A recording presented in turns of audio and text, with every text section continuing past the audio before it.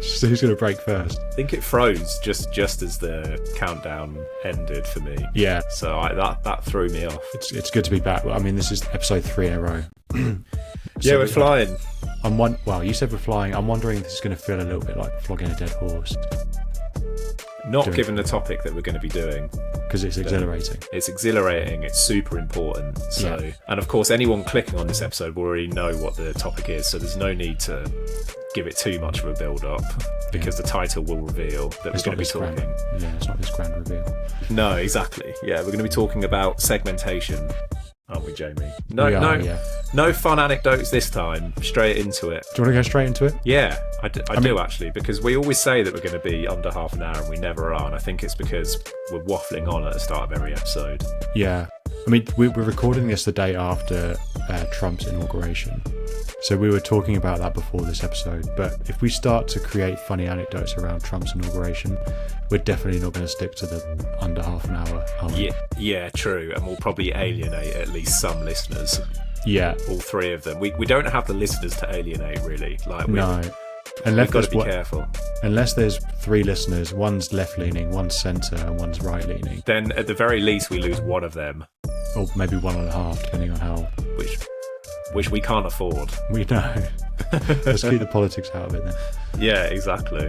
Maybe we'll have a little spin-off one time where, no, that's such a terrible idea. We'll never do that. A political spin-off of December emails. All right, let's dive into it then.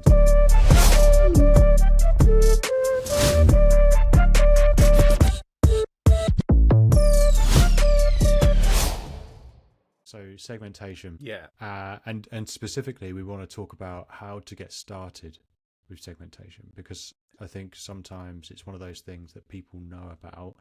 I mean, you learn about segmentation as a marketing concept, not just an email marketing concept, very early on if you study marketing.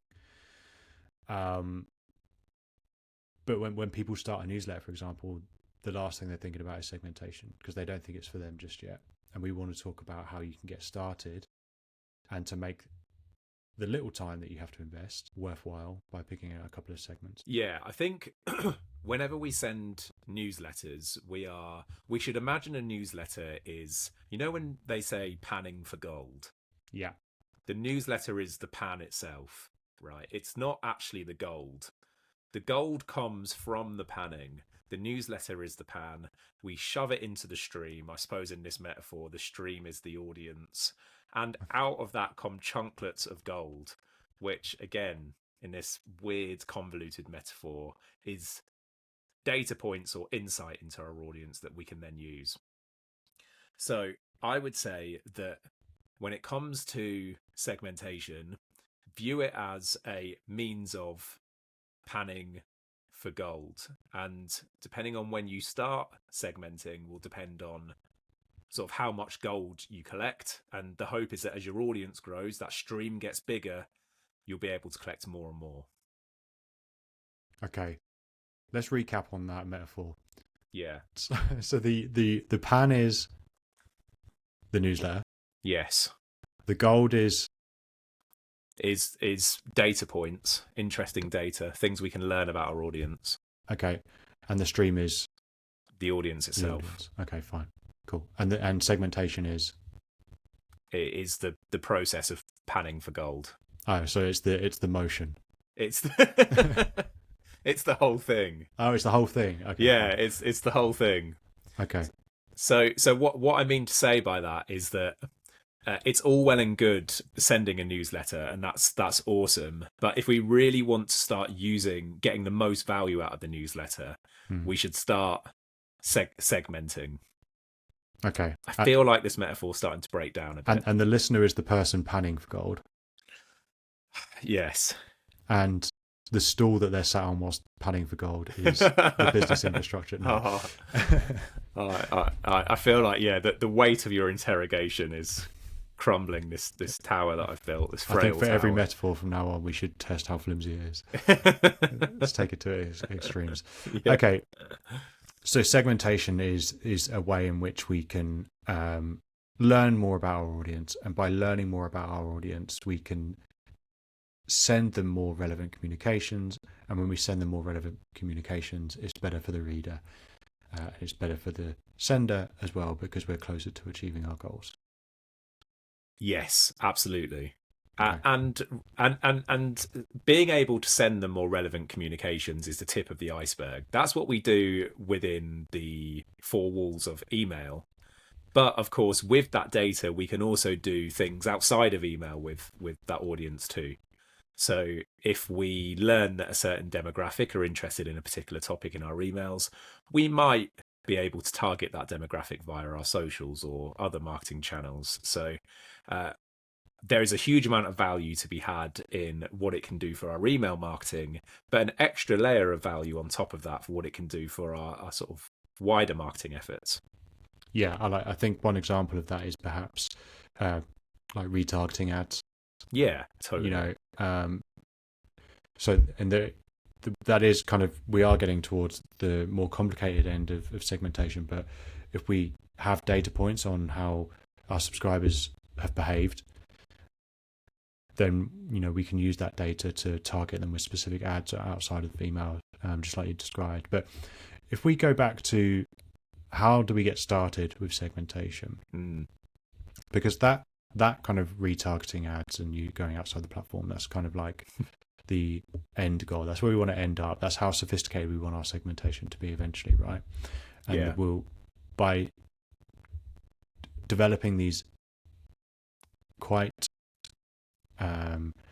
advanced profiles on our subscribers, then we know lots about them, traits, behaviors, etc. But we need to start somewhere. So if we imagine, okay, I'm coming to you, James, and I have an email list. There are, let's say for argument's sake, there's 2,000 people on my email list.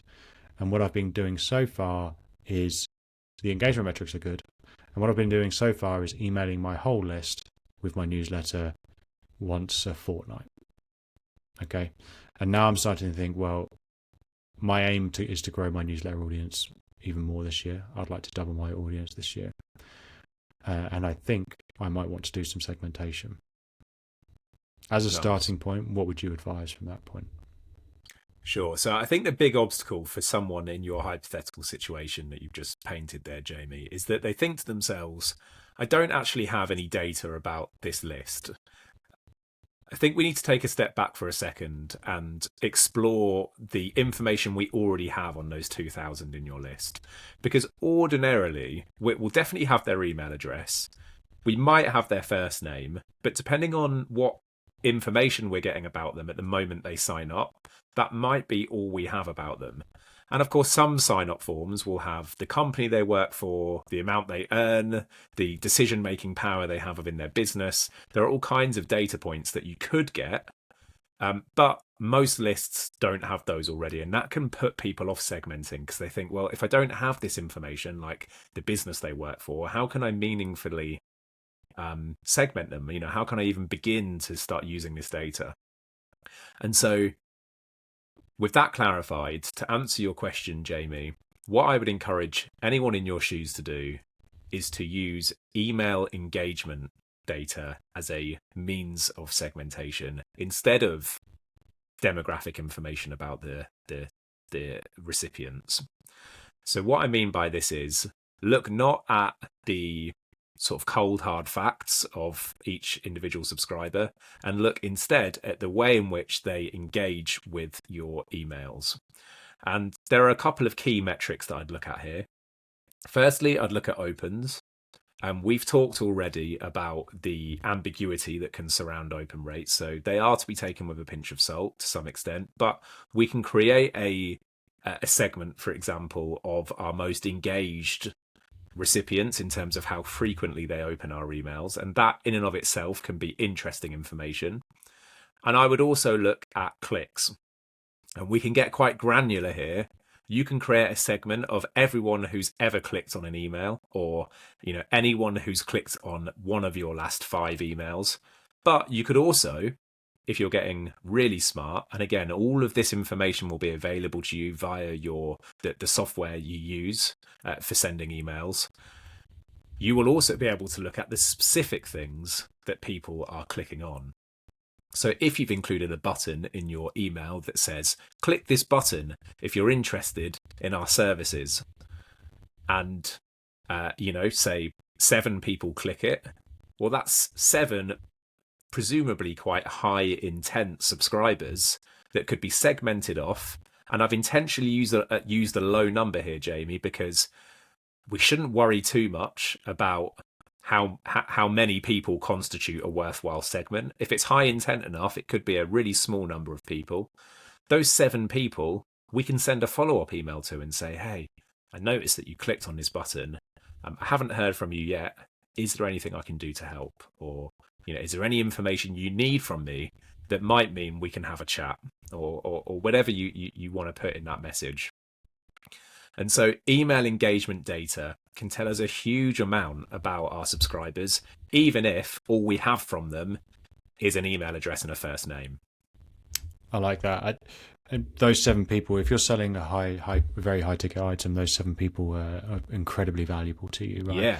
If you're selling toilet roll, it's likely you'll have a bigger audience, and that number of people who have clicked are going to be higher, and then you've automated it to try and get the purchase. But for those 7 people, if you're selling a 5, 6, or even 7 or even 8-figure thing, those 7 people are really high value to you, and that's a segment worth looking at.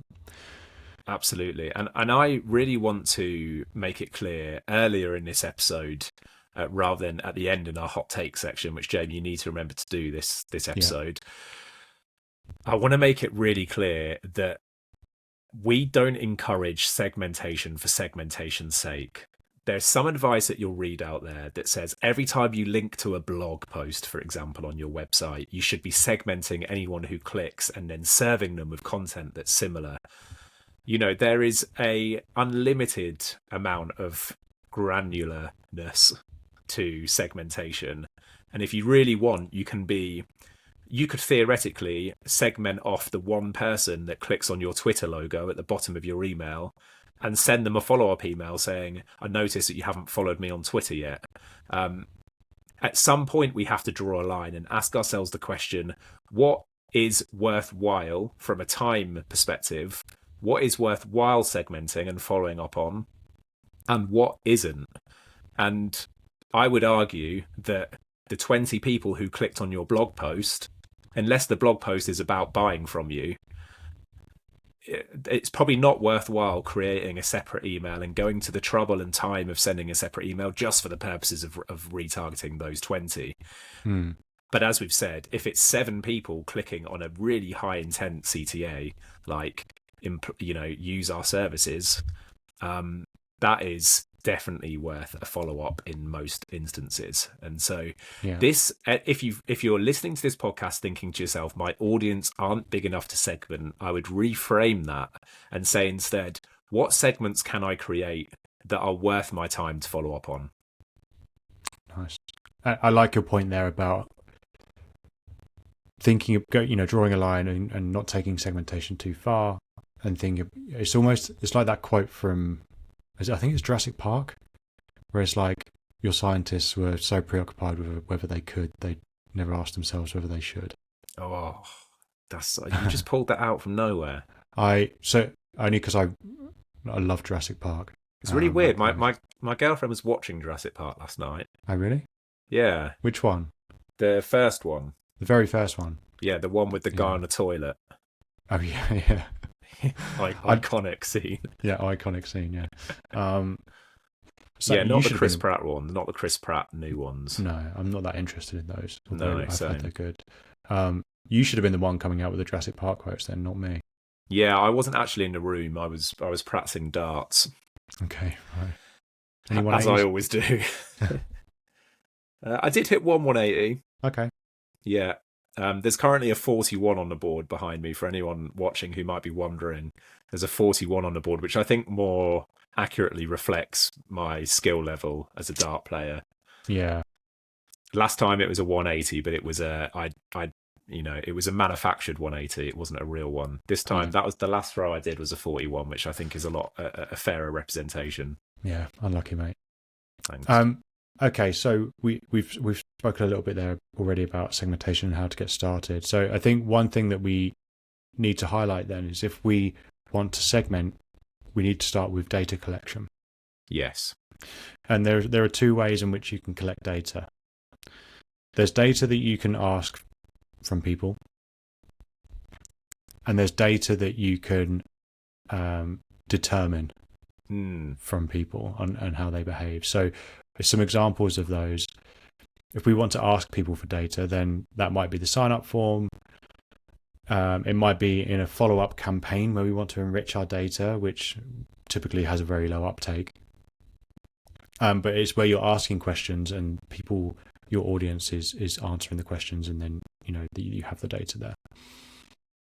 The other kind of data collection we can do is by observing the way in which our subscribers behave. We then use that data to inform our email marketing efforts. So that might be, like James described, engagement. It might be purchases. It might be that certain things that they've clicked on. There are things that people do, and actually that's the much better, for me, that's the higher quality and lower effort way to gather data. Yeah, I'm stealing this from one of our clients who described finding their ideal customer as like trying to find a needle in the haystack recently to us. And the issue that she was having is that, okay, she's got a relatively good list. They sell a very high ticket item. But the problem is that they are sending everything to everyone and finding it very hard to refine who's actually interested. And email data is one of the great indicators. It's the magnifying glass in a search, because it gives us specific information about who exactly has clicked on particular links that show intent. And we can take that smaller demographic and refine our search accordingly and send them more intentional stuff, more specific stuff that really targets them and gets to the heart of why they've clicked but not gone on to convert. Nice. And I can see how that is, because you're reaching people in their natural habitat, in the way that they're behaving, and when they don't think they're being watched, and then you see people's kind of true intentions. And if I sent out a questionnaire, and on that questionnaire I put a question like, do you see yourself using email marketing services in the next 6 months? And then the answer to that will be in my CRM. It would be a much better indication of whether they're going to use email marketing efforts if they did or did not download a lead magnet that I'd written, a free resource that they then said, okay, well, actually this is interesting, so I'll download it. My feeling is that people might say no to the first question, but then still download that lead magnet because they know that they're offering data that might subject them to a sales outreach message at some point. That's a really good point. And you touched on it earlier, but I think it's just worth emphasizing the fact that whenever we're trying to gain data on our list retrospectively by asking them, it's incredibly difficult. So if we want to get demographic data on our list, let's say you're listening to this and you've got 500 people on your list and you're thinking, bloody hell, I didn't ask them anything about themselves when they signed up. I'll send them a questionnaire. And this is a common approach that marketers use. They think, I'll just send everyone a questionnaire. I'll probably get like 30% responses. The reality, if you manage to get 5% on a questionnaire responses, you've done incredibly well, because firstly, you have to depend on them opening the email in the first place. So already you can, even in the best case scenario, you're halving the amount of people you're actually reaching. And then they've got to take the time to fill out a questionnaire, even if it's a minute long. That's a lot of friction. That's a big ask of someone. So if you can get 5% to fill out a questionnaire to give you more data, perhaps that's worthwhile for you. But I would argue, back to your point, Jamie, that data that they don't need to give to us, that we can take from them, which kind of sounds more nefarious than I mean it to, the data we can determine about them without their need for contribution is not only more valuable in a lot of cases and more honest, but also way easier. And because we can get more of it, it's a lot more useful and a lot more valuable. Yeah. There are smarter ways as well to manually collect data beyond just sending a questionnaire as well. You might want to write up a resource and offer it for free. And the goal of that resource is to get new subscribers, but also to enrich the data of your current email list. And so it would be much better to say, look, I created this free one-page guide. It's yours for free. You can have it if you want, and send that email to your newsletter list. And if they click on the link, then they go to the website and they fill out a form to get that resource, and then you're enriching and updating their profile. So there are more clever ways, and then you can talk about that one-page guide you've written for the next 2 or 3 months, not just in one email as well. And so that's a much smarter way to manually collect data. And by the way, couple it with growing your email list and getting new subscribers as well, and making sure the data that you collect, you're collecting all the data that you want from them at that point. And so this is my next question to you then, James, is about, okay, we need to decide, if we decide all of a sudden I want to do segmentation, right? I'm sat by the stream, I've got my pan, I'm ready to pan for gold, and I'm waiting for some that metaphor. I regret that. I was just thinking about that earlier. Like, that was such a mistake. I like it. And so I'm ready to pan for gold, right? But the sign-up form that I have at the moment is asking only for an email address. Would you advise someone at that point to say, okay, let's think about, okay, we can start to gather data based on behavior and observing people and how our subscribers behave. But we also want to address our sign-up form and how people are entering the list, and make sure that anyone that comes in from this point onwards, that we're gathering the data that we want. Okay. I'm using a sign-up form as an example because it's the most obvious one. Sign-up forms, you have to be careful, right? Because you can't ask for too much, because you're not giving enough away to justify asking for too much. So if we think about a sign-up form, what do we want to put on there? What's kind of a good port of call? What kind of data should we be asking for on a sign-up form? It really depends on your business. And if you are a B2B, a service-based business, for example, perhaps you're a marketing agency, the data that you want to ask at the point of sign-up will differ from the D2C brand, for example, or the local pottery class, where perhaps location or pottery skill is the most important metric to ask. If you're running a gym, then asking how regularly you exercise could be a key data point that you're going to use for targeting further down the line.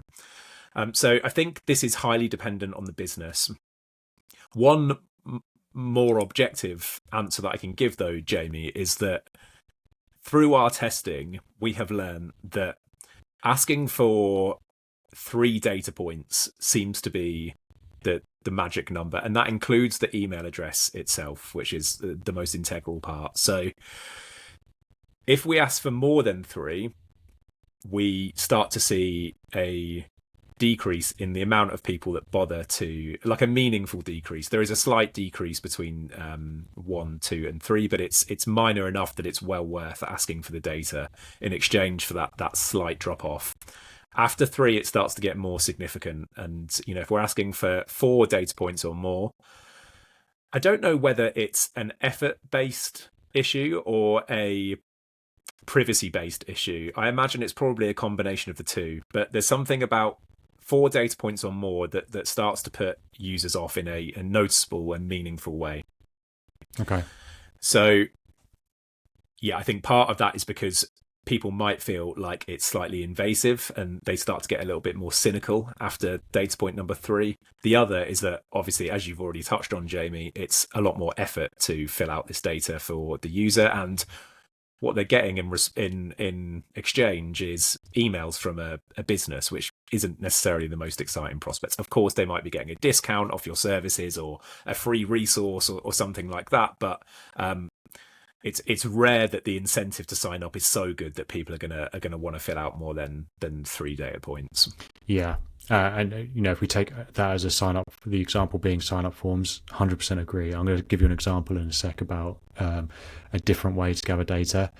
That there's almost unlimited amount of data points you can get from it. But just quickly before I do that, if I'm selling gold panning classes for beginners. What do I want to put on my sign up form? Oh, you're never going to drop this, are you? I'm guessing name, email, and level of skill, or size of pan. Size of pan. That's a big one. Or the biggest nugget ever panned. Yeah. I don't. That wasn't a phrase I thought I was ever going to say on this podcast. But biggest nugget ever panned. I would avoid asking people about their nuggets. Okay. I think that crosses the line. Right. Is that a privacy thing or like a friction? I just don't want to talk about my nuggets, you know. Okay, fine. The example that I alluded to there, where I think you can almost ask for an unlimited amount within reason, an unlimited amount of data points, is I filled out 2 questionnaires recently, and that they're great initiatives. So if you are a marketing, creative, web dev agency, I would go and fill these out because what you get back is really valuable. One is the WoW bench press survey. So the WoW company, it's a survey that you fill out a survey questionnaire thing, and that then informs a report that gets sent around, and then you can see how you compare to all the other agencies that have filled it out. And Cactus also do a similar one, which I think is called something like State of Agency Nation or something. It's very, very similar. And when I was filling out that questionnaire, I thought, Christ, the amount of data I'm giving both of these companies on me, on our operations, on revenue, on headcount, how I feel about the market.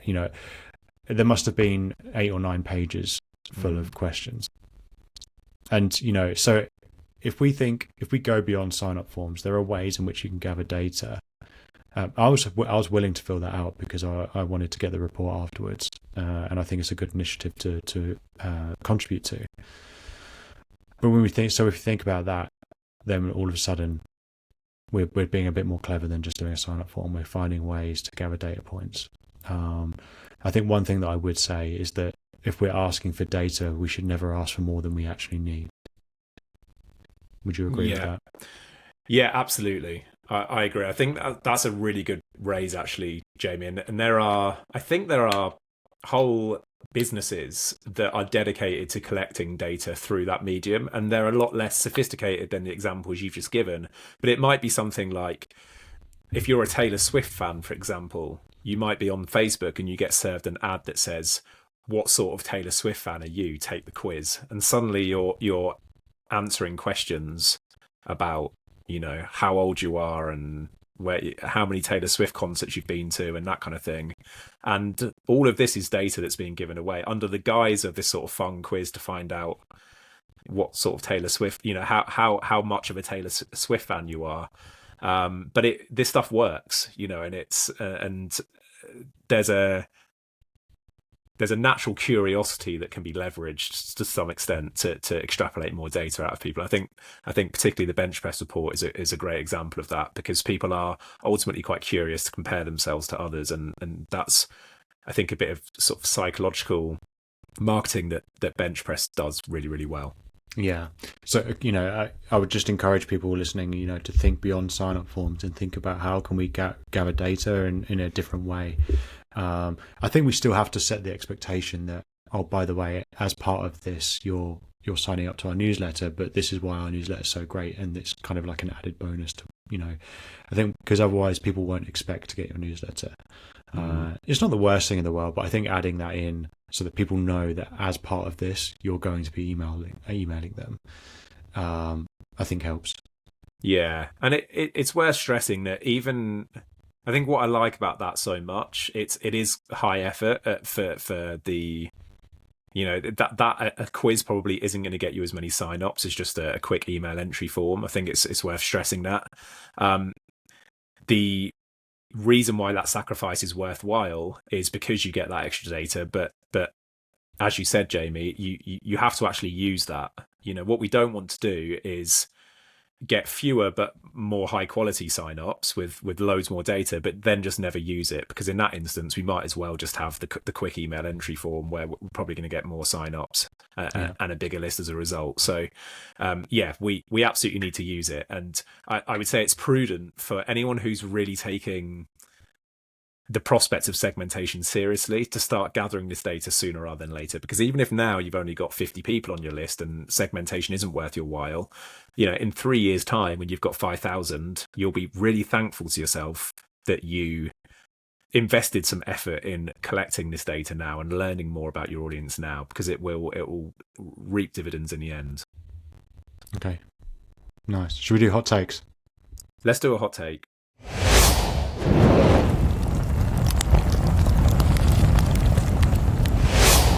Cool. Do you want me to go first? Are you worried about me stealing yours? Have you? No. I've actually got one that we haven't touched on yet. So. Oh, okay. Yeah. Fair. So I'm confident you're not gonna get it. Okay, fine. Okay, so my hot take then will be to there's a few that I would like to choose actually. I think my hot take, let's choose one, will be start to observe behavior of your subscribers and use that as a means to segment your audience. Nice. Okay, mine is going to be start to think about how you can combine segmentation with automation to target audience demographics whilst you sleep. How does automation fit into the goal panning method? Automation in the goal panning metaphor would be that you've programmed some robot to do the panning for you. Wow, okay. I like how this goal panning thing has turned into some like dystopian world. We need to do some like world setting and everything for this now. I think this metaphor. Yeah, we need to explore the logistics of like a waterproof robot as well. Yeah, there's a lot of things to consider there. I think Musk can help. Yeah, probably. God, the inauguration's fresh on his mind. Look. Yeah, we can get Musk to help if he stops making mistakes like he did on the stage very recently. Yeah. Anyway, we said we wouldn't get political on this. Okay. We can all agree that it was a mistake. I think that's pretty apolitical to say that. Yeah. Exactly. Okay, perfect. Anything else to talk about today? No, I don't think so. No, I think we'll definitely do. I think this links very closely with personalization and automation. I think segmentation, when used with those two other big pillars of email marketing, is even more powerful. So no doubt we'll do dedicated episodes about automations and personalization, but nice to be able to preempt them with this. Yeah, exactly. And there'll be more episodes to come about, more specific segmentation tactics as well. We wanted to do one. I mean, just stay tuned for that. Bloody hell, I bet you're quivering with excitement over anticipation for those future episodes. But I think, this one we wanted to make about how to get started. And there'll be more advanced things to come down the line. But yeah, should we go get some lunch? I'm starving. Yeah, me too. Thanks for listening, everyone. Cheers.